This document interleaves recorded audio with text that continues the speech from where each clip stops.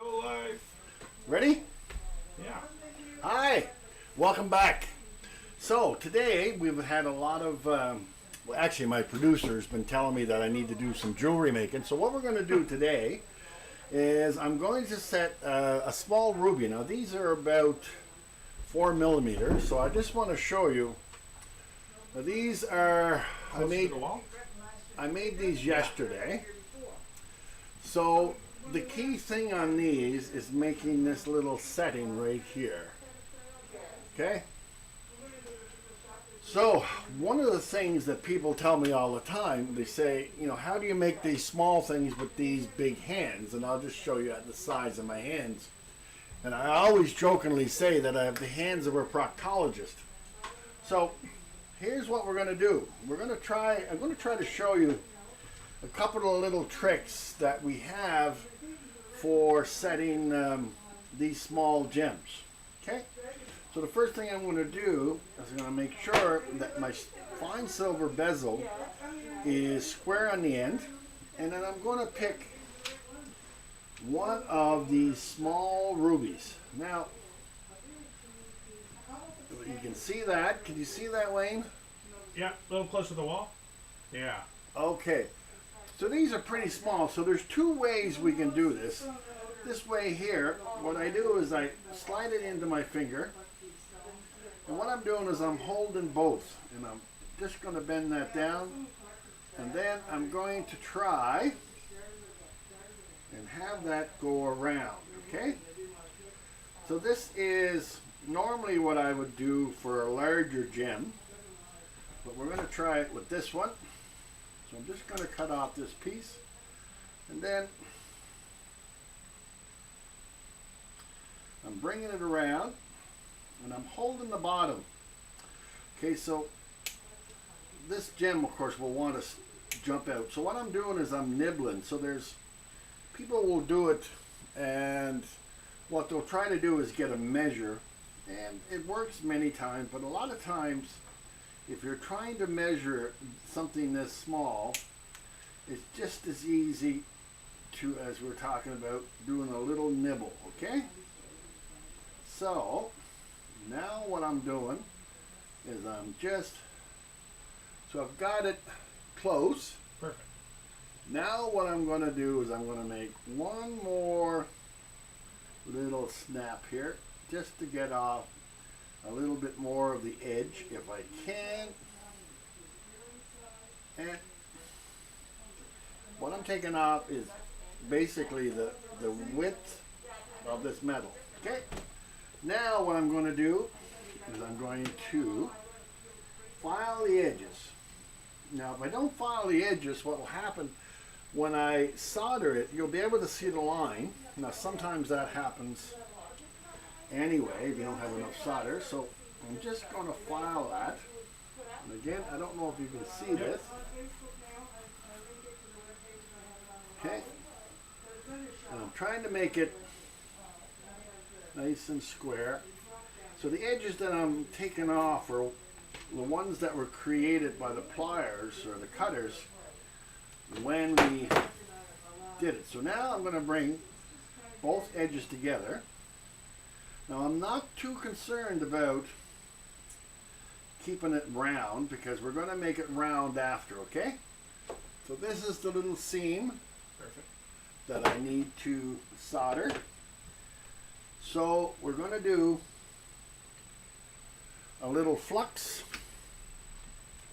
Now the flux, as we talked about before, is simply to keep the oxygen away from this so it doesn't sort of corrode up before we have a chance to put the solder joint in. Okay, so just a little touch of solder. I'm just going to dip that in some water just to clear it off. Now, so this is my setting, but it's not round. So any sort of round shaft, tube, whatever you like, we'll make it around. And I'm just going to give this a little roll. Okay. So now we have a round setting. It goes over a little piece of, Perfect. okay? So now what we have is that setting. So what I'm going to do is take this out. Okay. That's what you get when you make such a perfect setting. You can't get the gem out there. Wow. Nope, it still didn't come out. Boy, I'm good. Can't get it out. Can't get it out, Wayne. Wayne. There. Here's the problem. Okay, so we've got that there. So now normally when I'm doing these gemstones, I use 0.5 millimeter backing, or regular gemstones. But with these, because these are all hand cut, so all of these little gems are hand cut, and so they have a lot of different depths. So what I do now is I use a full 1 millimeter piece of wire, and that full 1 millimeter allows me some room if I have to bore it out in order to get it to set. Okay, so that's the other thing is when you're dealing with hand cut gems like we do here, because everything that we do here we try to be as unique as possible. So if you're dealing with handmade gems, build in a little bit of tolerance by putting it on a little thicker base. Now the little thicker base in this ring also allows me to do a raised setting, so those wires actually have the room to still attach to the gem, and so it gives you a lot of flexibility. So what we're going to do now is we're going to take this is a charcoal block, and as they say in the movies, where are my tweezers? There's tweezers here. There's tweezers. Wayne has tweezers, but I'm going to cheat. I'm going to use my fingers, okay? So what we're doing is we're putting this little setting on right here on a piece of 1 millimeter silver. Then what we're going to do, oh, he's brought me over a set of tweezers. What a man. Okay. So now what we're going to do is we're going to take a piece of solder, and I like wire solder as opposed to the ones you have to cut with a pair of scissors, and you have to use a little tweezer thing and pick them up, and you know, tell how enthusiastic I am about that other way of doing it. So what we're doing here now, I'm going to light this up. I put a little piece of solder in the setting, and now we're going to heat it up and melt it. Okay, so what I'm doing is I'm heating around the outside, because we're dealing with sterling silver base and pure silver top. Okay, so you notice how it starts to get a little sticky, it stopped moving.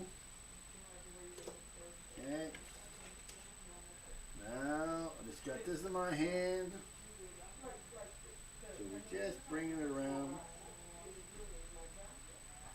and there we go. Okay, so we take that, gonna cool it down.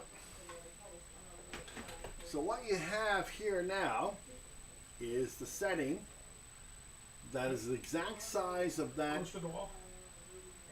So you have a setting that is the exact size of that random ruby that we just showed you, that we started with.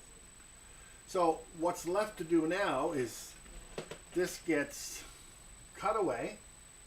We cut that away, and we end up with a setting like this Close to the wall. that I've filed. So this is the exact same setting, okay? So that's how we would have, or that's how we set some of the smaller round gems here. So just to sort of recap, we used wire solder. We had random set gems, which required that we use a 1 millimeter base on it. We had fine silver around for a bezel, and now you know the rest of the story. So let's just turn around and we'll have a chat here. If you have any questions on how to do this setting, you can just send them to us. Now, also, you can check us out at on our website. You're going to find a lot of the gems we use between the bezel set like this and a tube setting. So the tube setting is a little bit different in is that rather than that work you just saw, this is a tube of silver, and it's sliced, a little piece is cut off it. Then we have a boring tool which bores the seat. So for this one, later on, we'll have to make its own seat before we can attach it to a ring or any other piece of jewelry. So it's a little bit of what we do here. Come on down. Happy Canada Day, by the way. We are coming to the end, hopefully, of a little bit of our trying time, and I look forward to seeing you on PEI. So from Shoreline Design and my producer Wayne,